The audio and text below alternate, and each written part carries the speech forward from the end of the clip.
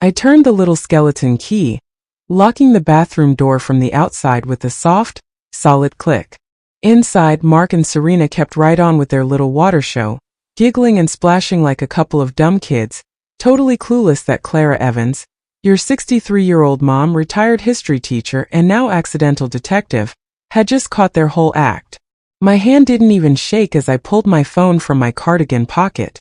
2 calls. That's all it took to make their carefully built house of cards start wobbling. When my daughter Chloe and Serena's husband Benjamin Reed showed up within 20 minutes of each other, the fireworks weren't just gonna start, they were gonna blow sky high. Where you watching from right now? Drop your city in the comments. I love seeing where you all are. But before you do, hit that subscribe button. You are not gonna want to miss how this ends. Let me back it up. Let me tell you how I went from putting sunflowers in a vase to taking down 2 money-grubbing losers. This, my friends, is a masterclass in mom justice. It was supposed to be a celebration brunch. My only kid, Chloe, had just been bumped up to Vice President of Strategic Development at Apex Innovations, one of the city's top tech firms. Her and me? We'd been kind off lately. She was busy, I was all up in her business, according to her. But a mom's love doesn't punch out. I'd driven across town at 8 a.m. that Sunday, using the spare key she'd given me 2 Christmases back. For emergencies only, Mom. My job. Make her super clean minimalist condo look like a party before her crew got there. Chloe's rise had been crazy fast. After like 10 years stuck in middle management, heck, she'd landed at Apex 8 months ago. The difference was night and day.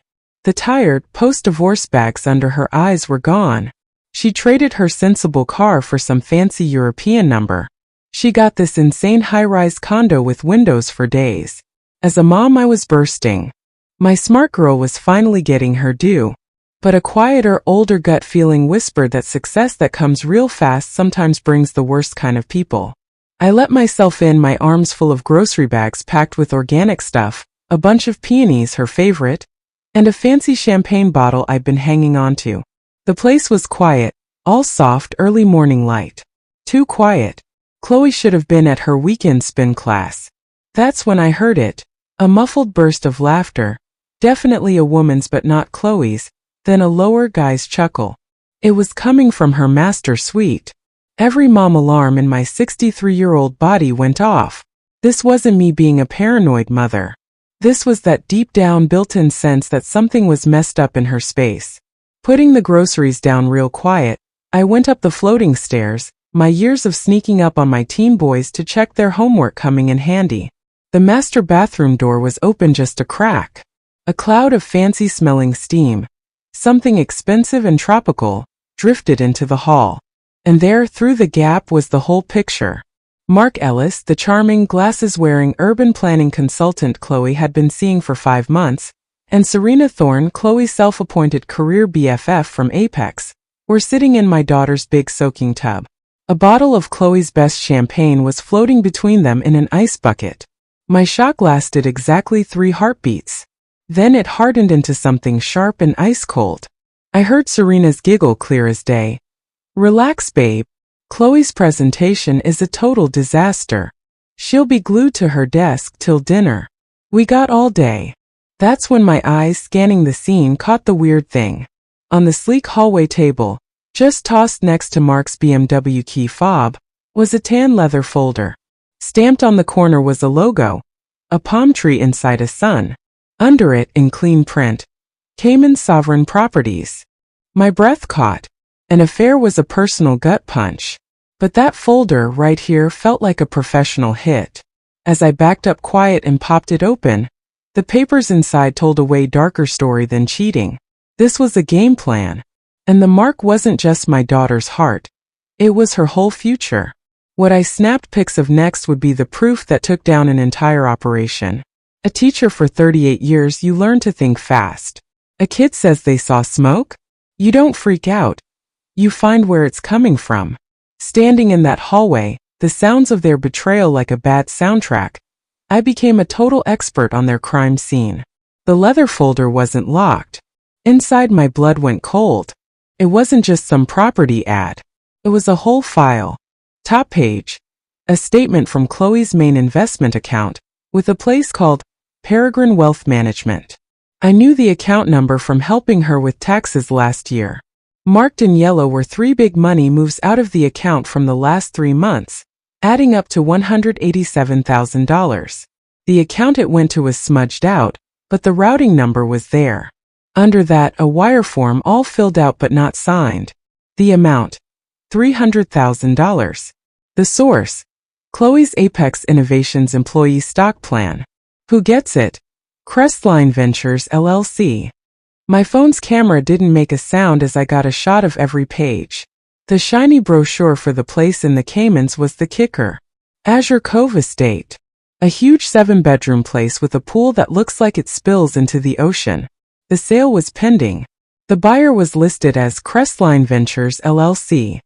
A 5-second search on my phone confirmed it. Registered agent, Mark Ellis. The address, a P.O. box in the same building where he said his consulting office was. The puzzle pieces smashed together so loud it was almost deafening. Mark, the super attentive boyfriend who'd helpfully looked over Chloe's money stuff. Serena, the mentor who'd suggested Chloe move her cash out of company plans. This wasn't a messy relationship. It was a money hijacking. They weren't just stealing her trust. They were cleaning out her life, buck by buck, to pay for their island vacation. A cold, clear anger replaced my first shock. They picked the wrong mom. I wasn't some clueless old lady to be humored. I was Clara Evans, who dealt with school board drama, budget slashes, and teen attitude for 40 years. I knew how to make a case. Grabbing the folder, I went back downstairs, my mind running a war room. Step 1, keep them there. They couldn't leave that bathroom yet. Step 2, get witnesses. First call. Chloe answered on the 3rd ring, sounding stressed. Mom? I'm slammed. The Q3 review is. Chloe, listen up. You gotta come home. Now. What? Why? Is it a pipe? Call the super. It's not a pipe. I use the voice I saved for students about to do something really stupid, low, serious, no room for talkback. It's a security thing. A break-in. You gotta see it yourself. Trust me on this. 20 minutes. A long sigh. Ugh, fine. 20 minutes. Second call. I found Benjamin Reed's contact, saved after an awkward double date. He was a quiet, glasses-wearing museum guy. A decent man. He needed to know what his wife really was. Ben, it's Clara Evans. Chloe's mom. Sorry for the weird call. Clara. Is everything okay? I'm at Chloe's. Serena's here, and she's not doing great. She got real upset, said she forgot her important meds, her heart pills, I think. She asked me to call you. She's embarrassed but needs you to bring em. His worry was instant. Real? She didn't say anything this morning. She said she had a client brunch. Of course I'll come right over. What's the address again? I gave it to him. The trap was set. With 25 minutes on the clock, I dug into the papers. The money moves weren't random. They matched up exactly with days Chloe worked late, days Serena had treated her to a spa day. This was a precision job. As car engines sounded outside, I knew the face-off would be wild. But I had no clue that the strings of this scam went right to the top offices of Apex Innovations, and that the guy in charge had been watching my family for years. I waited on Chloe's concrete balcony, the folder held tight like it was my shield. Her silver Audi pulled in first. She got out in workout clothes, her face all confused and annoyed. Right behind her, a sensible blue Volvo Ben. Mom, what in the world? Chloe started coming up the stairs. You look like the cat that got the cream, the canary, and the goldfish. And why are we out here? We're waiting for Ben, I said, calm as anything, pointing to where he was getting out, a little pill bottle in his hand. Ben, Serena's husband? Mom, what is going on? Before I could answer, Ben joined us, his nice face full of worry. Clara, how is she? She's been so stressed lately. She's busy, I said, my voice flat. Chloe, why don't you let us all in? I think we should see this together. The second Chloe's key turned, the noise from upstairs got crystal clear. A shriek of laughter, a huge splash, the low, close sound of a guy talking. Chloe froze in the doorway. Ben's head snapped up like he'd been yanked. The color left his face, turning him kinda gray. That's Serena," he whispered, the words barely there. Chloe's voice was hollow. "And that's Mark." I stepped between them into the entry, holding up the leather folder like a lawyer showing Exhibit A. "And this," I said, my tone leaving zero room for doubt, "is the business plan for their little side project. The thing they're cashing out is my kid." Walking upstairs felt like going to an execution. Chloe led, her shoulders getting tighter with each step. Ben followed, a guy walking into what was left of his life. I brought up the back, the general running the show. We found them in a total wet panic. They kinda gotten robes on, but the place was a mess. Wet footprints, 2 champagne glasses, towels everywhere. The tub was still bubbly. Serena got her act together first, her mask of cool pro slamming down, though her runny mascara gave her away. "Chloe, Ben, this is... oh my god, this looks so bad. Let me explain." Mark tried a chill smile.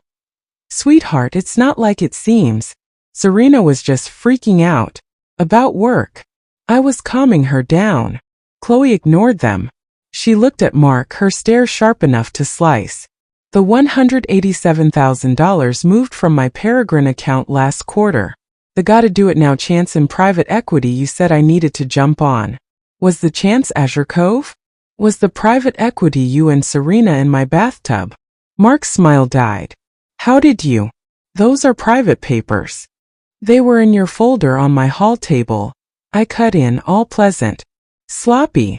Ben found his voice empty and cracked. "The joint savings, Serena. The one for the kids' college. You said you were moving it to a better CD. Is it gone?" I answered for her, tapping the folder. "Crestline Ventures, LLC got a few big deposits from a Reed family trust last month." Serena's act fell apart. "You had no right to go through our stuff," she yelled at me. "You had no right to turn my daughter into your personal bank." I shot back, my teacher voice filling the tiled room, leaving a ringing quiet.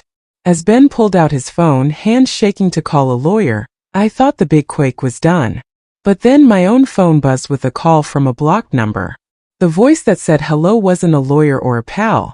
It was a Fed, and his first words showed Mark and Serena were just small-time players in a huge, nasty network. The real boss was someone Chloe and I saw all the time. Someone who'd been running our ruin from a fancy desk on the top floor. "Mrs. Evans? This is Special Agent Colin Miller with the FBI. Don't react. We think you're in the middle of a live financial fraud case. My partner Lydia Shaw from Apex's security team and I are 2 minutes out. Please keep the subjects where they are." The FBI. The words just hung there in the now dead quiet bathroom. Mark and Serena traded a look of pure total fear. Their game just jumped to the majors. Agent Miller and Lydia Shaw were exactly as promised, sharp, all business, and they moved fast. They split everyone up. Mark and Serena to different ends of the condo with cops, Ben to the living room to talk, Chloe and me to the kitchen with them. Lydia Shaw opened a slim tablet. "Mrs. Evans, Chloe, the company's been doing a quiet audit for 6 weeks. We saw weird referral and payment stuff tied to Serena Thorne and a few outside consultants, like Mr. Ellis. Your mom," she said, nodding at me, "set off their final move. Agent Miller took over. This isn't a 2-person hustle. It's a business. We call it the Golden Goose setup. A big insider here, Miss Thorne, finds a high-value, emotionally easy target inside the company. They buddy up, get their trust, then bring in a romantic partner, the shepherd, who's good with money tricks. The shepherd cuts the target off from family, gets them leaning on them for cash stuff, and then steadily funnels everything into fake companies and overseas properties." He brought up a digital map on his tablet. Red dots showed in 5 cities. Mark Ellis is a repeat offender. Different name in Seattle 3 years back, different one in Chicago before that. Serena Thorne is his main finder. But they're not solo. A new pic popped up on the screen. A good-looking, silver-haired guy in his late 50s, in a perfect suit with a winning smile at some charity thing. My breath stuck. I knew him. Charles Winthrop, senior partner and head of mergers at Apex. Chloe's ultimate boss. He'd been the one to hand her the promotion plaque himself.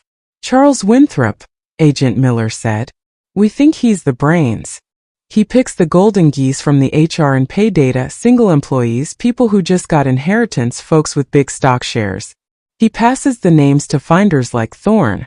He takes 15 cents of every dollar taken, washed through fake overseas consulting fees. The betrayal felt like a physical hit. Chloe dropped onto a stool, her face white. He was my mentor. He told me I was like the daughter he never had. You were, I said, pieces of a worse memory clicking in. Agent Miller, I met Charles Winthrop once before. Not at a work thing. At my husband's funeral 5 years ago. He was there. He gave me his card, said if Chloe ever needed a leg up in the business world. I trailed off, the awful math getting clear. He wasn't being nice. He was scouting. Checking out my family when we were at our lowest. The agents backed up my fear. Winthrop had a history. Hitting funerals, reading obits for mentions of surviving kids with jobs. He was a vulture in a fancy suit. Their op was ready to grab Winthrop, but they needed hard proof linking him straight to the money moves. Their idea was to flip Mark and Serena, cut them a deal for testifying against the bigger fish. That's when I threw in my 2 cents. He doesn't know you're here yet, right? He just knows his Chloe job blew up. He'll be in cover his butt mode. I leaned in. Let me call him. Let me play the confused, sad widow, scared for her kid's job. I'll ask for his help, his advice. His ego won't say no. He'll see me as a loose thread to deal with, or maybe, I said, the idea forming, as another Mark. A vulnerable mom with her own retirement stash. After a heated, whispered talk, they agreed. The plan was on. I'd be the bait in a perfectly set sting. 2 days later, wearing a wire thinner than a thread, I called Charles Winthrop's private line. Charles, it's Clara Evans, I said, letting a shake into my voice. I'm so lost. Chloe's wrecked, there's this fraud talk. Can you help me get it? His voice dripped fake dad concern. Of course, Clara. Let's meet. I know a quiet spot. Walking into that quiet cafe, every nerve on fire, I wasn't just a grandma with a wire. I was the tip of the spear, and the chase for the real bad guy was finally going down. The quiet spot was the Gilded Cup, a fancy coffee place the big shots used. Everything was set up. The barista was an agent. The couple in the corner, nursing espressos for an hour, were from cybercrimes. I sat at a good table, hands around a chamomile tea, putting out major confused old lady vibes. Charles Winthrop showed up right on time. A total show of fake caring. Clara, he said, taking my hands. His grip was strong, warm. My heart aches for what you and Chloe are going through. Bad apples in a big company. It's awful. For 20 minutes he spun a whole web of lies. He made Serena sound like a smart but messed up worker led off track by a con artist like Mark. He made himself sound like the heartbroken boss, his trust broken. He promised me Chloe's job was safe, that the company would pay back what was gone. It was a killer performance. If I hadn't seen the proof, hadn't heard Agent Miller's brief, I might have bought it. Then I switched. I let my eyes get wet, not with sad tears, but with the sharp look of a lawyer in court. You know, Charles, I was looking through old stuff last night. Cards from Robert's service. I found yours. I pulled his 5-year-old business card from my purse and put it on the table between us. It was so nice of you to come. A stranger. Offering job help for my daughter. It felt like you knew something. His smile stayed, but it got tight at the edges like cracking paint. Just a small thing when things are hard. Or the first play in a long con, I said quiet, dropping the confused widow act completely. My voice got steady, clear and cold. You didn't find Chloe at Apex. You put her there. You checked out my family after Robert died, didn't you? A grieving daughter, a mom trying to keep it together, a big life insurance check and future money. She was the perfect golden goose. The nice guy mask shattered. His eyes went hard. I think the stress is making you see things, Clara. You should watch yourself. Or what, Charles? I leaned in, the wire on my skin feeling like armor. You'll send another Mark? Another Serena? You underestimated me.